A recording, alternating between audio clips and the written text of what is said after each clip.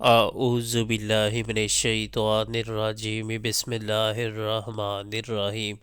یا ایہا الذین آمنوا لا تتبعوا خطوات الشیطان ومن یتبع خطوات الشیطان فإنہ یأمر بالفحشاء والمنکر ولولا فضل اللہ علیکم ورحمتہ ما زکا منکم من احد ابدا ولکن اللہ یزکی من یشاء واللہ سمیع علیم۔ اے لوگو جو ایمان لائے ہو، شیطان کے نقش قدم پر نہ چلو۔